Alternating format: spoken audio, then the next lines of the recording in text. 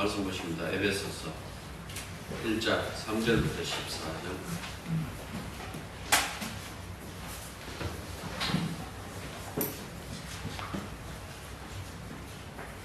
에베소서 1장 3절부터 14절까지 말씀입니다.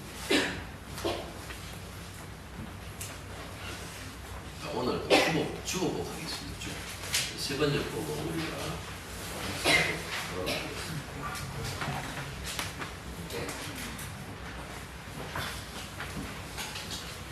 우리 주 예수 그리스도의 아버지신 하나님을 찬양합시다. 하나님께서는 그리스도 안에서 하늘에 속한 온갖 신령한 복을 우리에게 주셨습니다. 하나님은 세상 창조 전에 그리스도 안에서 우리를 택하시고 사랑해 주셔서 하나님 앞에서 거룩하고 공의롭은 하나님에게 하셨습니다.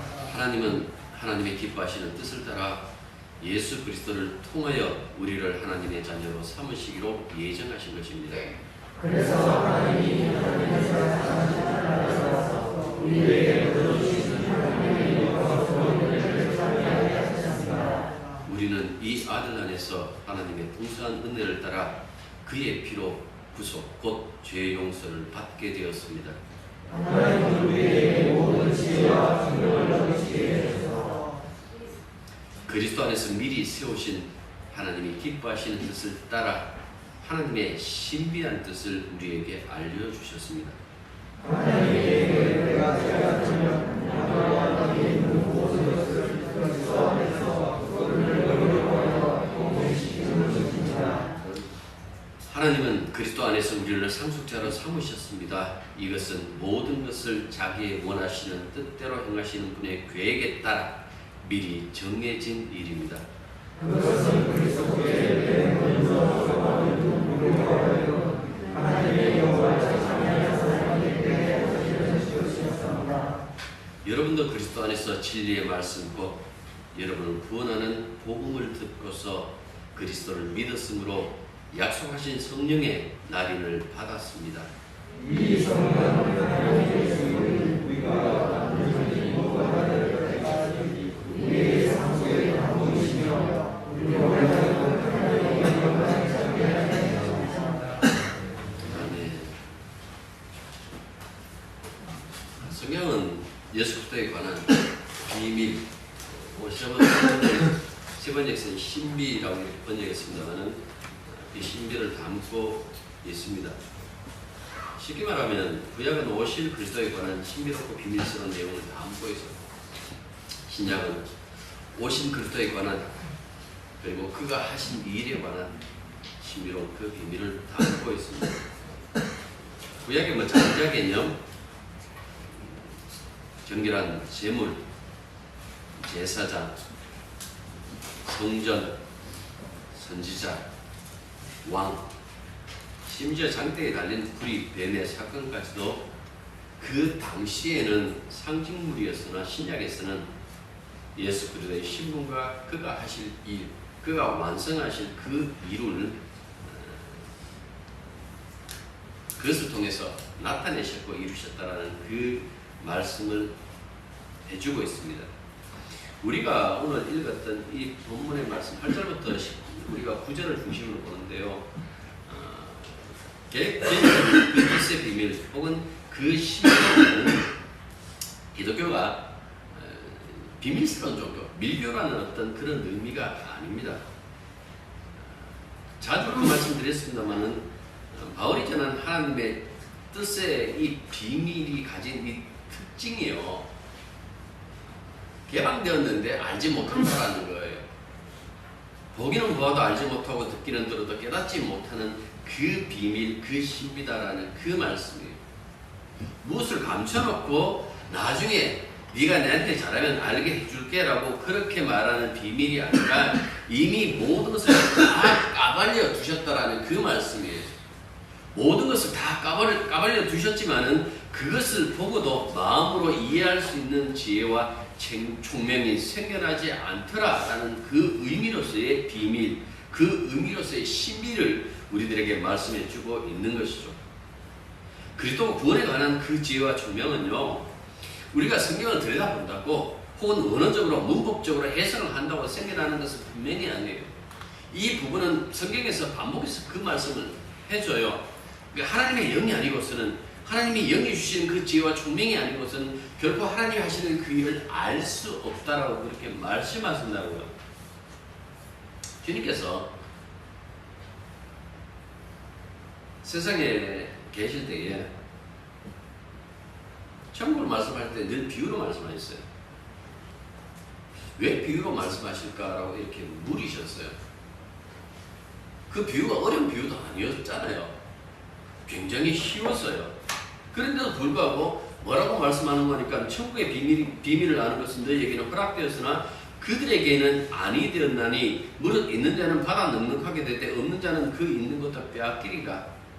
그러므로 내가 그들에게 비유로 말하는 것은 그들이 보아도 보지 못하고 들어도 듣지 못하며 깨닫지 못하라 함이니라 이렇게 말씀했어요. 그러니까 가장 뒤에 말씀했던 것이 마태복음 13장 13절인데요. 이거는 이사야 6장을 인용하셨다라는 그 말씀이에요. 여기서 비유로 왜 말씀하시느냐 했을 때에 너희하고 저들하고 이렇게 나눠버렸어요. 이사야도 이렇게 자세히 읽어보시면 나눠요. 너희 하나님, 우리 하나님, 너희 하나님 이렇게 나눈다. 그 나눈 것처럼 여기서도 이렇게 나눠버렸는데 그러면 그 비유들이 정말 그들이 깨닫지 못하도록 어렵게 만드셔야 되는데 전혀 그렇지 않더라라는 그 말씀이에요. 따라서 이 말씀은 우리가 좀 새겨들어야 되는데 이사야를 인용하고 주님이 이 말씀을 가지고 당신이 하신 그 일을 말하는 것은 천국의 비밀을 아는 자들과 천국의 비밀을 알지 못하는 자들을 분리하는 그 작업으로서의 이 비밀, 이 신비를 말씀하고 있다는 것을 알아들으셔야 되는 거예요. 좀 전에 말씀드렸지만 그 비유는 다 그림 언어예요. 그냥 뭐 꼭 그 시대를 살지 않는다 할지라도 뭐 우리 시대에 듣는다 할지라도 내 머릿속에 그것을 상상할 수 있고 그림을 그릴 수 있는 그 언어로서 주님께서 천국을 이야기하셨다라는 그 말씀입니다. 그런데 왜 한쪽은 알아듣고 한쪽은 알아듣지 못했을까요? 굉장히 중요하지 않습니까? 그 단순한 얘기를 왜 못 알아들을까요? 성경은 이 부분에 대하여 앞서도 말했습니다만은 그 믿음에 대해서 얘기를 해요. 바울은 항상 이 믿음에 대해서 얘기를 해요. 그러니까 믿음이 있는 자들이 말씀을 만나서 그 반응을 일으키는 것과 믿음이 없는 자들이 말씀을 만나서 일으키는 그 반응이 달라요. 여러분들은 믿음이 없으니까 성경을 안 믿겠지? 아니에요. 믿음 없이도 성경을 얼마든지 자기의 어떤 유익을 위해서 이용할 수 있다는 것을 끊임없이 주님도 경고하셨고 바울도 경고해요.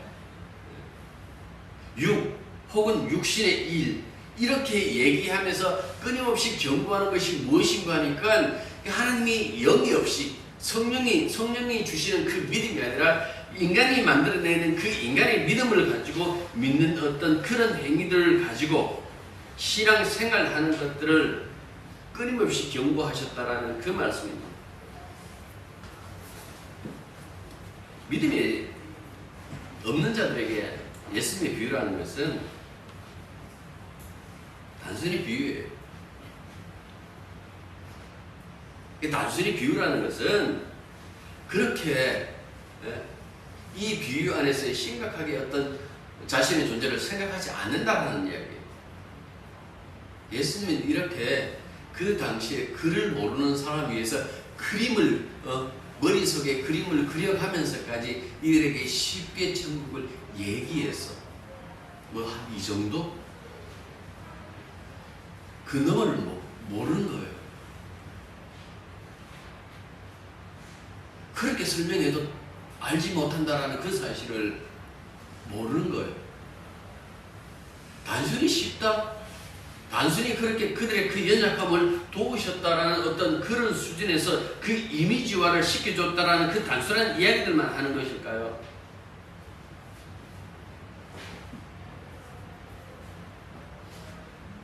그런 것이 아니에요. 왜 어떤 자들은 그렇게 주님이 복음을 증거해도 믿지 않을까? 그 부분을 성경에서 다루고 있어요. 인간은 알아들었다고 혹은 그 부분을 뭐 이해한다고 그렇게 예수 믿을 수 있는 것이 아니다라는 그 말씀이에요. 3년 동안 예수님의 뒤를 따르던 그 제자들이 결정적인 그 순간에 십자가를 부정하고 또한 예수를 부정하며 도망치는 그 이유는 어떤 인간도 그 스스로의 그 지혜와 힘으로 스스로의 지혜와 총명으로 결코 예수를 믿지 못한다라는 그 사실을 알려주는 그 사건이었어요. 성경에서 모든 사복음서, 그러니까 모든 복음서가 다 무엇을 얘기하느냐 하니까 쟤들의 그 실패를 이야기를 해요. 예수님이 부활했지만 부활하신 예수를 누가 믿었나요? 여성들이 먼저 앞서서 믿었다라고 하지만은 마가복음에서는 다 야단쳐버려요. 그런 걸 본다면 우리는 믿음을 가지고 있다라는 것, 믿음으로 말미암아 예수 믿는다라는 것이 얼마나 복된 것인가라는 그 사실에 대하여 별로 그렇게 감격적이지 않는 것 같아요.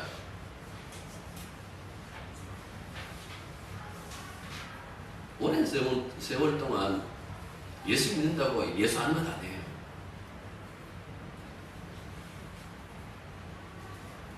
열매를 보면 나무를 안다고 그랬어요. 열매는 열매를 나타내는 게 아니에요.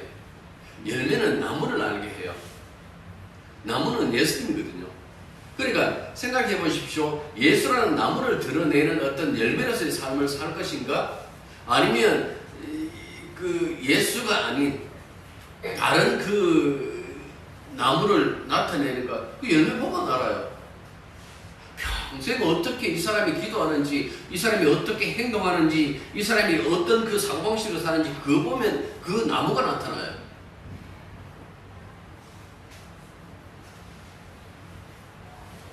왜 이런 현상이 벌어질까요? 그 이야기를 하나님께서 이사야 6장부터 구체적으로 말씀하시기 시작했다는 그 말씀입니다. 예수님이 이사야 말씀을 인용하는 것은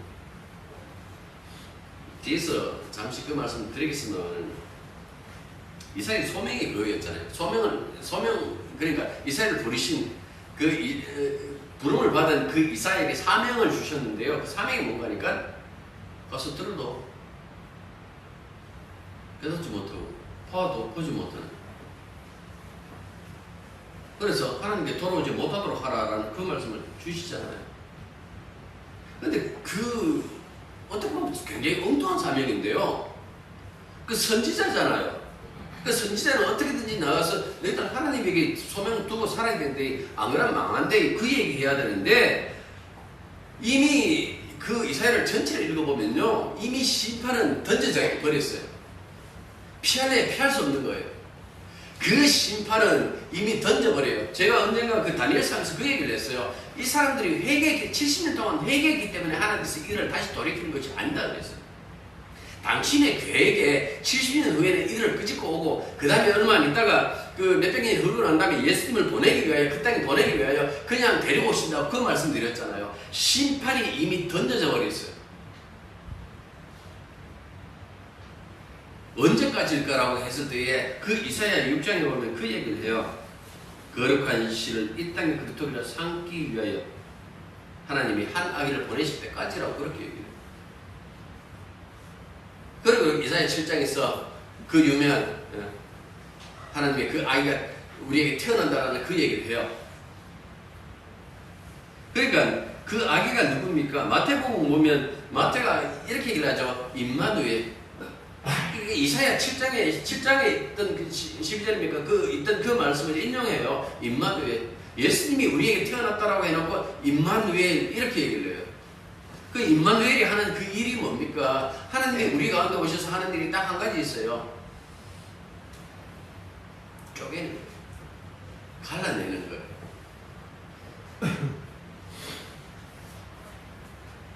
믿음의 사람과 그렇지 않는 사람들을 갈라내는 거예요. 그 사람들이 믿음을 보고 쪼갠다고요? 안 해요. 저들 실패했다고 앞에 얘기했잖아요. 어떻게 세상을 쪼개는가? 그러니까 하나님이 일하심과 인간이 끝끝내 내가 하겠다고 나서는 그 인간의 세계 이 두 개를 쪼갠다는 거예요.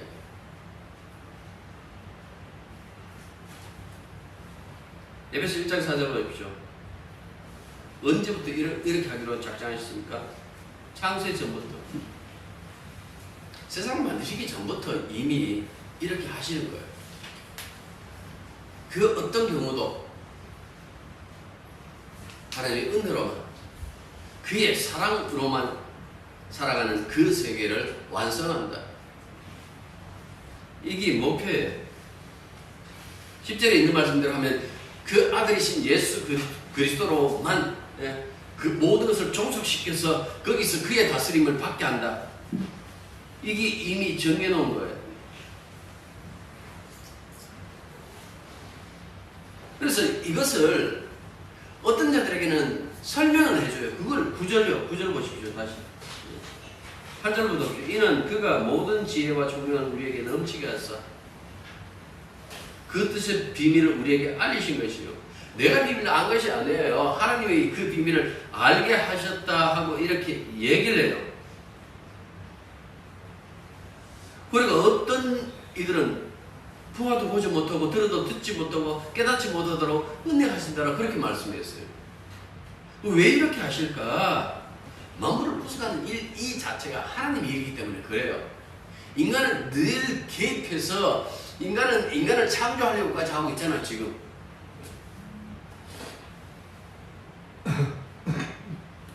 그런데 이 일은 하나님 일이다라는 그 말씀이에요. 그래서 인간은 하나님이 이렇게 은혜로 하시는 그 일, 당신의 사랑을 하는 그 일을 아무리 들여다봐도 몰라요. 여기서 뺄 수 있는 것은 오늘 한 가지밖에 없어요. 뭐겠어요? 윤리와 도덕. 인간은 윤리와 도덕밖에 모릅니다. 예수를 닮아서 우리 서로 사랑합시다. 이게 그 사람들의 끝이에요. 현대의 기독교가 낼 수 있는 것은 이게 다예요.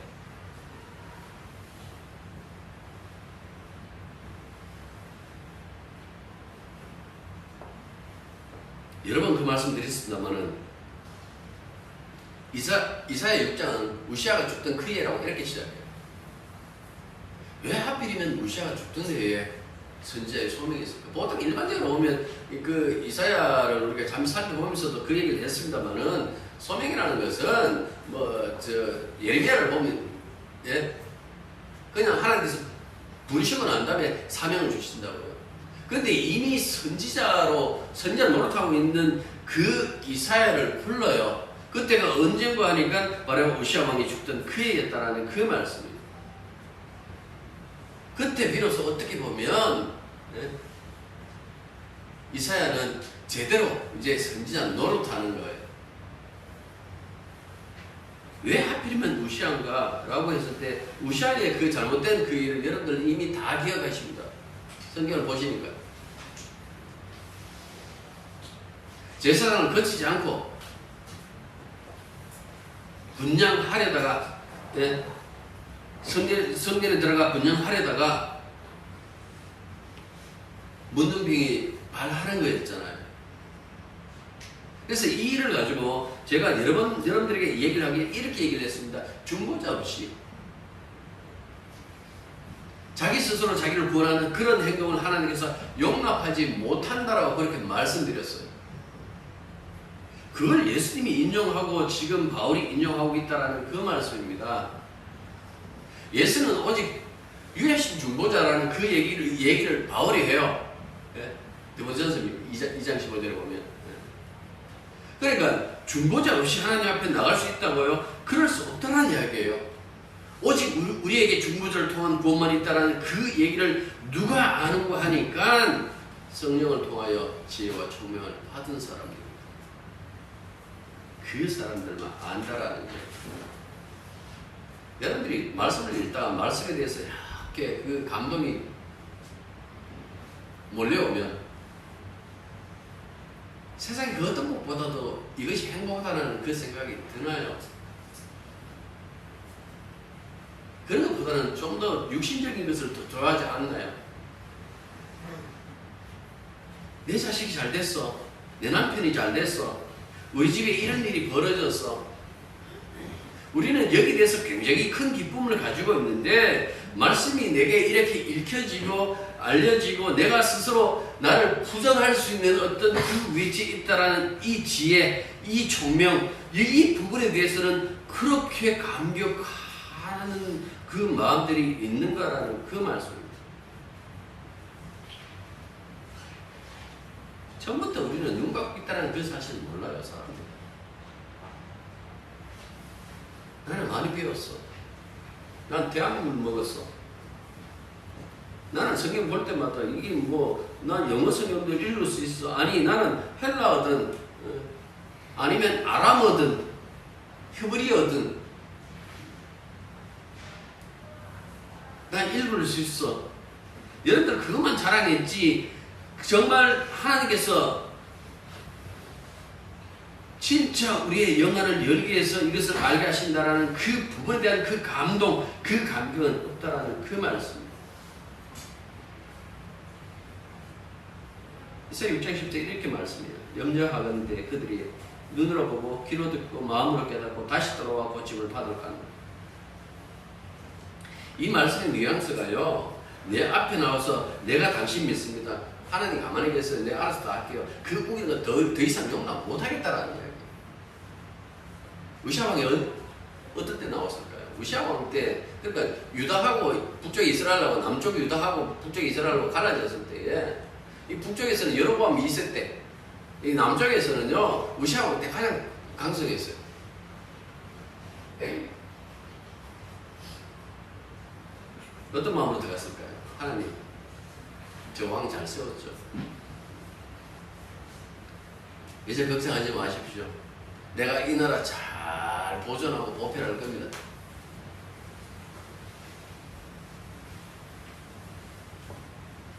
우시아왕의 이 생각은 모든 사람들이 그 어떤 생각 속에 굉장히 많이 뿌리박고 있습니다. 여러분들은 그런 생각 하실 거예요. 저도 그 생각 할 수도 있겠죠. 이렇게 생각하겠죠. 그래, 들꽃게임은 내가 있어야지. 그 생각들을 우리 각자가 다 하고 있는 것은 아닐까요? 말씀은 늘 주의 은혜로 라고 이렇게 얘기를 하면서도 우리들의 그 은밀한데 정말 숨겨놓은 그 마음속에는 그래, 내가 있어야 돼. 내가 보이지 않게 얼마나 많이 이렇게 헌신하고 있다고. 다른 사람 몰라도 하나님은 알아주셔야 될걸. 그래서 내게 나를 함부로 그렇게 취급하면 안 될걸. 나에게 복 주셔야 될걸. 여러분들 이렇게 생각하는 것은 아닐까요? 우리가 가지고 있는 이 절망적인 이 상황을 제대로 알지 못하고 하나님을 알지 못한다라는 그 절망성을 깨닫지 못하고 우리는 여전히 나는 노력만 하면 하나님을 알 수 있다고 그렇게 생각하는 것은 아닌가요? 오늘도 교회 나오면서 주님 오늘 내가 이것저것 다 그냥 때려치우고 교회 나왔습니다라고 생각하고 있지 않습니까? 만약 이 시간 만약에 아니고 주님이 우리와 지금 함께하고 계시는데요, 그 계실 때 주님은 뭐라고 얘기를 할까요? 이놈아, 내가 위로부터 왔다. 아니면 내가 항상 네 곁에 있다. 네가 온 것이 아니라 내가 온다. 우리는 어떻게 보면 이렇게 하나님께서 모든 것을 이루신다는 이 부분에 대하여 늘 믿고 사는 거예요. 바울이 그리스도를 만나 회심하고 난 다음 긴 세월 동안 복음을 전파하는 그 사명을 감당해요. 우리가 고린도전서 후서를 보면서 그가 온갖 고난으로 가득 찬 그런 일을 당했다라는 그 사실을 살펴봤습니다. 바울이 예수님이 인용하신 마태복음 13장에 인용하신 이 구절을요, 바울도 인용해요. 그게 어디 나오는가 하니까 사도행전 28장 그 마지막 부분에 나온다고. 바울이 재판을 황제에게, 로마 황제에게 이렇게 법정에다가 상소해요. 예루살렘은 일이 처리가 안 되니까. 그래서 황제에게 상소하는데요, 그 오는 과정에서도 그리고 와서도 복음을 전파해요. 28장에 보면 로마에 있는 유대인들을 초대해갖고 그 모세 오경과 선지의 글을 가지고 하나님 나라와 예수에 대해서 이렇게 얘기를 해요. 예수가 주와 그리스도가 되신다는 그 얘기를 했겠죠.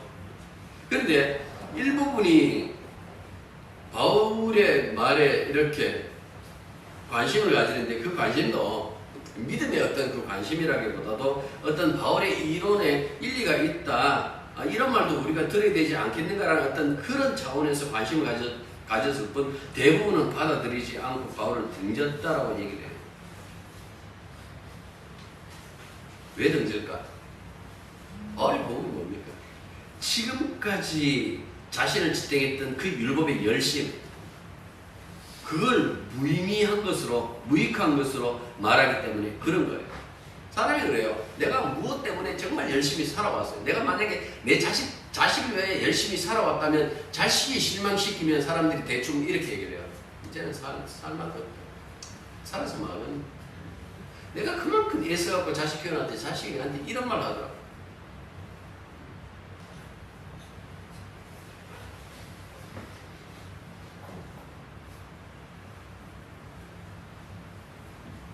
본능적으로 생존을 포기하지 않는 그 인간의 특징이 뭐라 그랬습니까? 뭐든지 다 자기가 확인한다 그러죠. 생존 속에 있는 그 인간들은요, 무슨 일이든지 자기를 통해서 확인해요. 갑자기 일이 너 얘기를 하더라도 그거는 내가 이해가 되기, 그러니까 항상 내가 우선이죠. 종교도 마찬가지예요.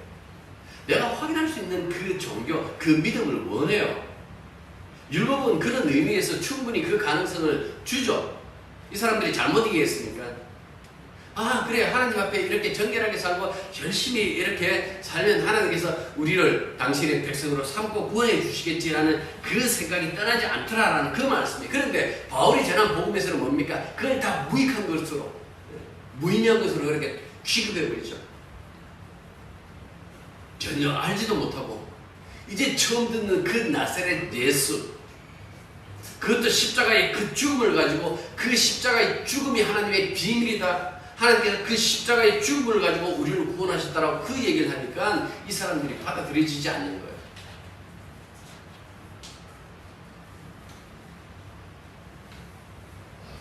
그래서 돌아서는 이들에게 주님이 그러하셨던 것처럼 이사야 6장을 인용한 거예요. 성령께서 예언자 이사야를 통해 여러분의 조상에게 하신 말씀이 적절합니다. 곧 이런 말씀입니다. 이 백성에게 가서 말하여라. 너희는 듣기는 들어도 깨닫지 못하고 보기는 보아도 알지 못한다.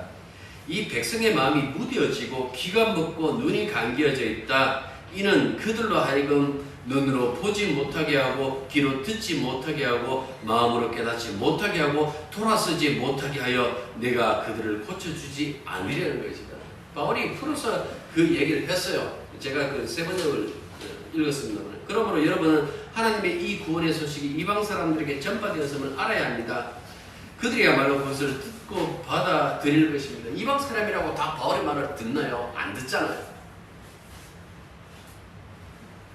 그런데 왜 이 말씀을 인용하는가? 하나님께서 하나님의 당신의 그 뜻대로 구원하시는 거예요. 당신이 예정하신 대로 그렇게 일을 하시는구나. 우리가 이렇게 바꿔주십시오. 이건 이렇게 하면 어떻습니까? 라고 했을 때에 그것을 받아들이는 것이 아니라 이미 창세전에 삼위 하나님께서 결정하시고 그 예정하신 대로 그렇게 일하신다라는 그 사실을 안 거예요. 예수 믿는 사람들이 열심히 필요해요. 열정도 있어야 돼요. 바울도 열정이 있었잖아요. 그런데 그것이 믿음의 증거가 되기보다는 믿음을 훼손하는 경우가 굉장히 많죠. 그 부분을 지적하기도 하죠. 로마서 10장에 보면 내 형제들아 내 마음에 원하는 바와 하나님께 구하는 바는 이스라엘을 위함이니 곧 그들로 구원을 받게 합니다. 내가 증언하는 그들이 하나님께 열심히 쓰나 올바른 지식을 따른 것이 아니니라.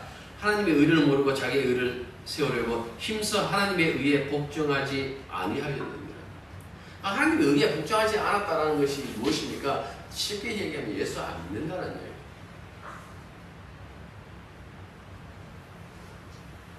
난 그냥 착하게 살래요. 난 이렇게 헌신해서 나 구원 받을래요.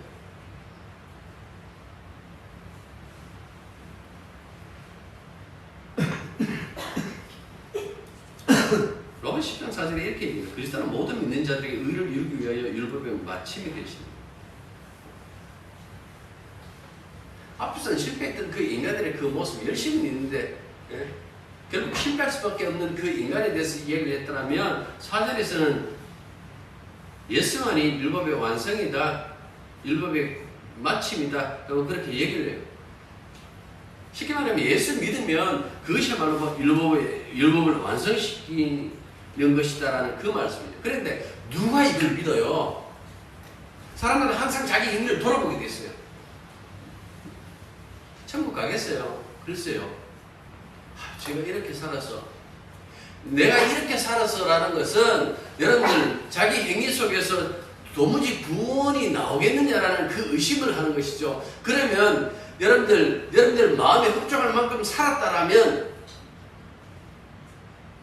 좀 들어갈 수 있을까요?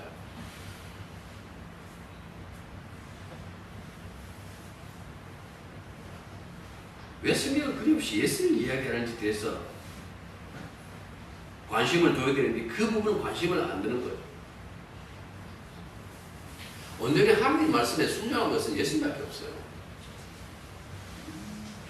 예수님이 열심으로 모든 것을 한 것 아니에요.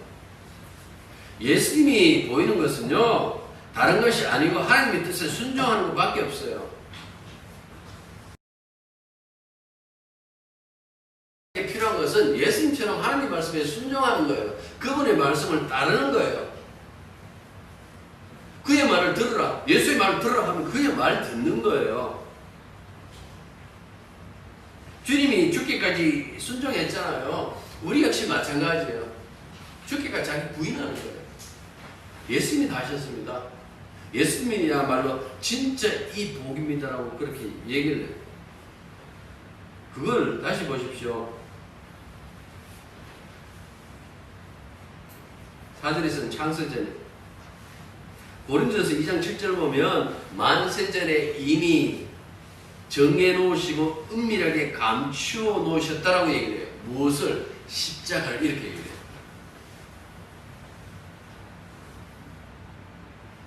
어리 복음을 증거할 때마다 이 부분을 놓치지 않는 거예요. 하나님의 그 구원이 십자가의 방식을 고수하지 다른 것 용납하지 않는다라는 그 얘기를 해요. 그런데도 뭐라고 얘기를 합니까? 이방인들은 미련하게 여기고 유대인들은 그걸 꺼리끼죠. 왜 그럴까? 하나님의 지혜와 총명 그게 없기 때문에 그렇다라는 그 말씀입니다. 교회 나와도 예수 안 믿는 사람 많아요. 그건 어쩔 수 없는 거예요. 주님 오실 때까지 그거는 안 할 거예요. 알곡과 가라지의 비유는 그 알곡과 가라지를 분리를 어디서 해요? 하나님 집에서 해요.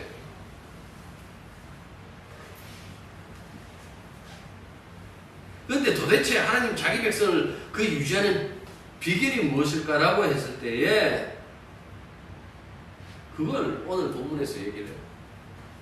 이사야를 인용한다면 모든 사람의 눈과 귀와 마음을 어떻게 하시는 일. 또 한 가지는요. 그거 비밀이라고 했죠. 또 한 가지는 뭡니까? 어떤 사람에게는 그 비밀을 열어주는 것. 8절에 보면 있죠. 하나님의 영. 이는 그가 모든 지혜와 총명을 우리에게 넘치게 하사 누구를 통하여? 성령을 통하여. 바울은 항상 이렇게 얘기를 해요. 성령이 아니고서는 예수를 주라고 할 수 없다고.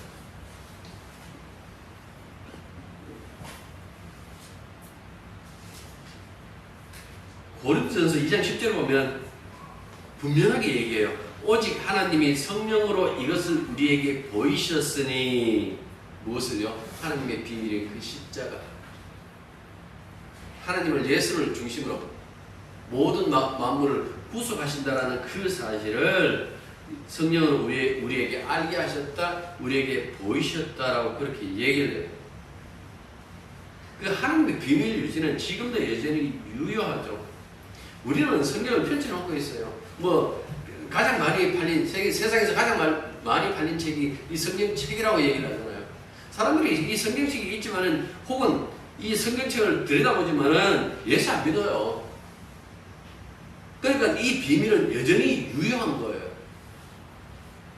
아무리 교회 안에서 이 성경을 늘 날마다 큐티한다 할지라도 몰라요.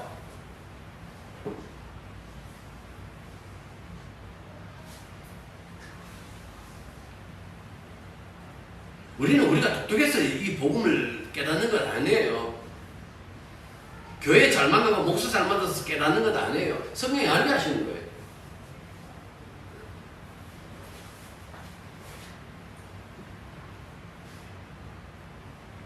믿음 얘기할 때마다 끊임없이 그 얘기를 했죠. 항상 예수님의 믿음을 얘기를 한다라고. 그 믿음에서 우리의 믿음이 나온다라고 그렇게 얘기를 해요. 우리를 믿음으로 이끄시는 분은 완전하신 분이에요. 나의 금결. 나라는 이 인간이 가지고 있는 어떤 그 허점들 그것이 아니라 여러분들 완전한 거예요. 하나님은 완전해야 되지 않겠어요?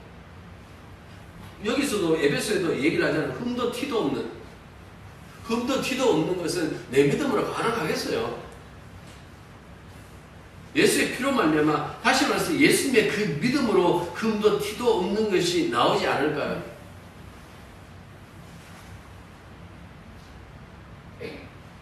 가끔씩 예수 믿다가 여러분들 하다 보면 정말 바보 같은 짓을 할 때가 있어요.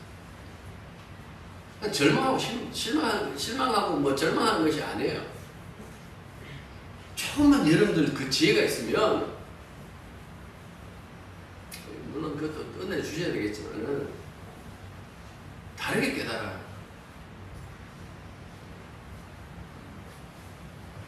왜 나의 이 바보스러움을 드러내실까? 이거는 한 가지겠죠. 너를 구원하는 주님이 완전하다, 완벽하다라는 것을 드러내기 위하여 나의 이 바보스러움을 드러내는 거예요.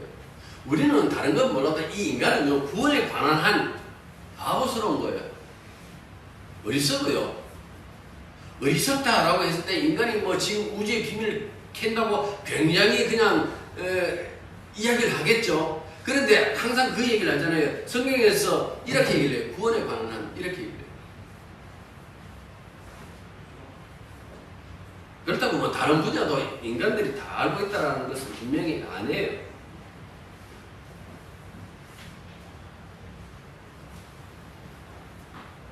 바울이 십자가에 못 박히신 예수 그리스도에 관한 이 복음이 창세 전부터 비밀로 감추었다가 이제 나타내어서 온 인류를 구속하는 하나님의 지혜로 찬양했던 것을 여러분들 이렇게 들여다보시면 아, 주님만 하시는 거예요.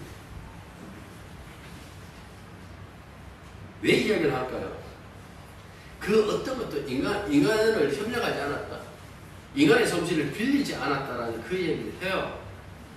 하나님 홀로 하셨다. 혹은 은혜로 주신 것을 알게 하려 하십니다라고 그렇게 말씀해요. 그런데 이런 부분들을 봐야 되는데 이걸 못 보겠다라면 그에게 복음은 여전히 뭡니까? 비밀이죠. 여전히 신비죠. 누가 그렇게 하신다고요? 하나님이 그 인간 죄인에게 그렇게 하셨다라는 그 말씀. 때로는 예수님 굉장히 미운 거예요. 왜 미울까? 그게 안 보이니까. 이 비밀이 안 보이니까. 사람들이 예수님에 왜 무관심할까? 왜 배척할까요? 왜 미워하고 그를 십자가에 못 박아 죽였을까요? 오직 한 가지. 그 비밀을 모르니까. 그가 하시는 그 일의 비밀을 모르니까. 그가 어떤 존재인지 그 비밀을 모르니까. 그 신비스러움을 모르니까요. 그렇게 행할 수밖에 없다라는 그 말씀입니다. 이사야 64장 4절을 보면 주 외에는 자기를 악마하는 자를 위하여 이런 일을 행하는 시를 예로부터 들은 자도 없고 귀로 들은 자도 없고 눈으로 본 자도 없나요? 누구만 이 부분을 알까요? 6장에서 모든 그 인간들이 다 가려져 버렸는데 그 중에서 하나님이 이 새 창조를 하셨다. 이사야 65장에 그 새 창조 이야기를 하잖아요. 그러니까 보십시오. 그것을 누가 보는 거니까 하나님이 그 눈을 뜨게 하는 자. 지혜와, 오늘 이 본문 말씀대로 하면 지혜와 총명을 주는 자, 그 자가 바로 이것을 본다, 안다라는 그 말씀입니다. 그래서 예수 여러분들 믿게 되는 게 이거보다 더 큰 법 없어요. 십자가의 그 은총 속에 담겨져 있는 하나님의 이 신비한 이 구원을 아는 것보다 더 큰 복이 없다라는 그 말씀입니다. 사람들은 몸이 아프면 하나님이 내게 벌 주셨다고 생각해요. 그럴 경우가 있지만 그렇지 않을 경우가 더 많아요. 우리 권사님 봐요. 몸 아프다 지금 계속해서 이렇게 예수 믿는 거 보시면 이게 아니다라는 거 알잖아요. 좀 크게 보십시오. 내 몸뚱아리를 가지고 구원을 보는 것이 아니라 우리의 구원이라는 것이 그래요. 내 구원 아니다 그랬잖아요. 우리 구원 그랬잖아요. 근데 우리 구원도 아니에요. 보면 만물 구원 얘기를 해요. 10절에서. 그렇게 생각해서 돌이켜 본다면 도대체 벌이 뭘까? 하나님의 심판이 뭘까? 그걸 생각해 본다면 하나님의 비밀을 알지 못하는 거예요. 이 은혜를 알지 못하는 거예요. 아무리 많이 가지면 못해요. 아무리 스스로 행복하다고 그렇게 생각하면 못해요. 하나님의 비밀이 십자가의 은총을 모른다면 그 사람의 삶은 벌이지 복이 아니에요. 그런데도 사람들이 아쉬워 안 하져요. 왜 아쉬워하지 않을까요? 또다시 돌아가는 거예요. 이 비밀을 모르니까. 그 아쉬워하지 않는 거예요. 그냥 눈에 보이는 것밖에 못 봐요. 짧게 보는 사람은 집 앞에 몰라요. 조금 지혜로운 사람은요, 자기 밖에 이렇게 보죠. 내 이웃을 보고, 더 지혜로운 사람은 세상을 보고, 더 지혜로운 사람은 우주 전체를 이렇게 보죠. 내 사는데 급급한데 뭐 세상에 뭐 자연이 어떻게 됐든 환경이 어떻게 됐든 무슨 상관이냐. 여러분들 그 얘기 못해요. 10절에서 그 부분을 말하기 때문에.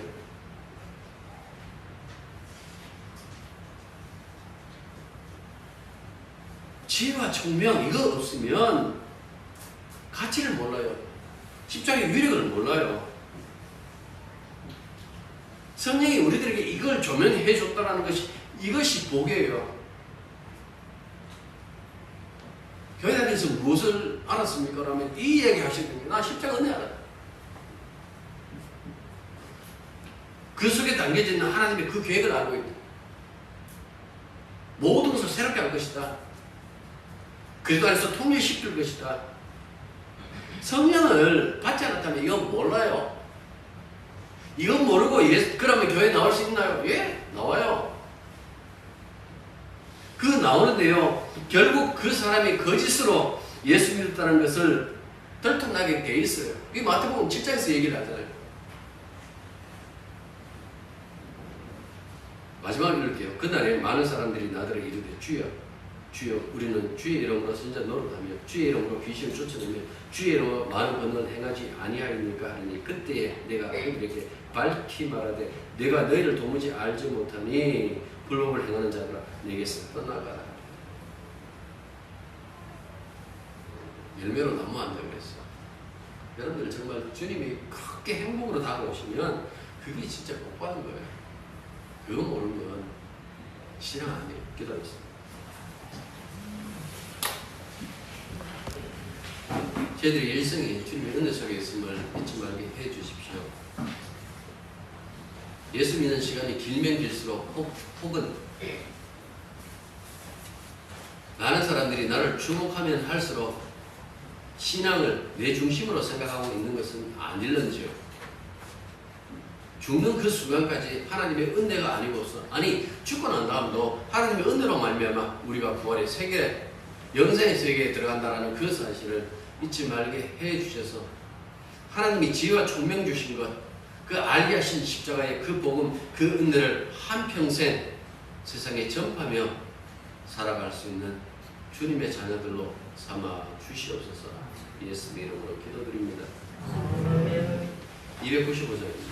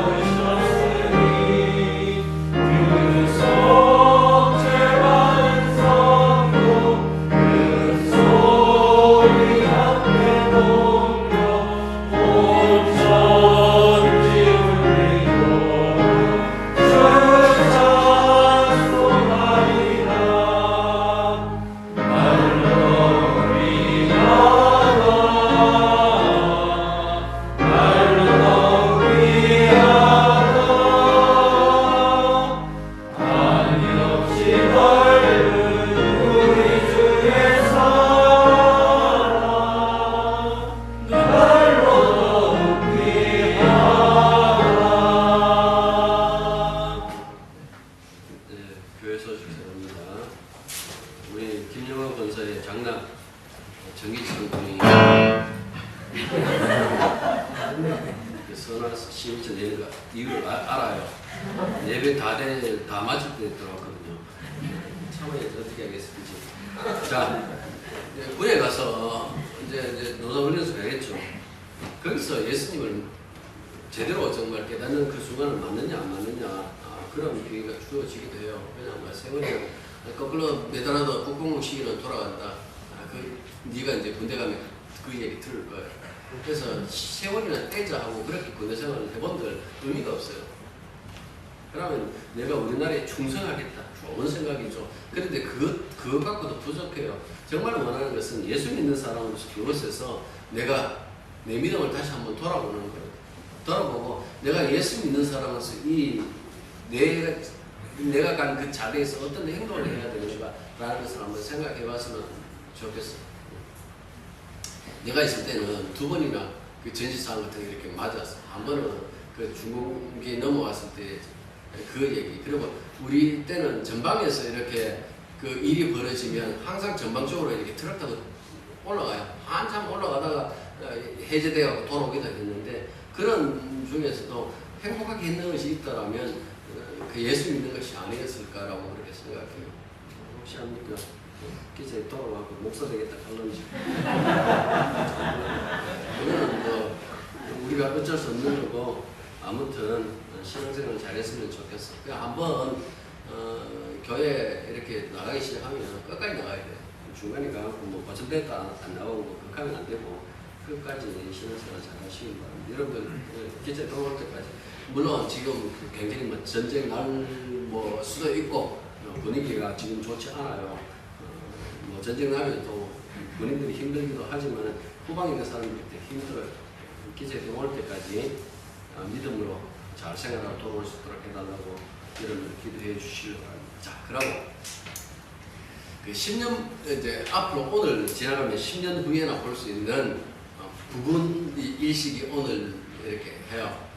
대구 지역은 오후 5시가 아마 최고 절반까지도 뭐 48점, 대구는 뭐 48점 우리나라에서 제일 많은 데가 뭐 50% 약간 더 넘더라고요. 그 위치 때문에 그런데 한 48%, 뭐 49% 정도의 어떤 그 이 해가 가리는 이 부분 일식이 일어난다 그러거든요. 다시 돼가고 이렇게 한번 보십시오. 주인 모신다 하지 마시고, 야, 진짜 재밌다 하면서 그것도 이렇게 한번 보시고 하나님이 어떻게 세상을 창조하시는지 그것도 한번 생각하시는 그런 시간을 가졌으면 좋겠습니다. 자, 일어나십시오. 635장.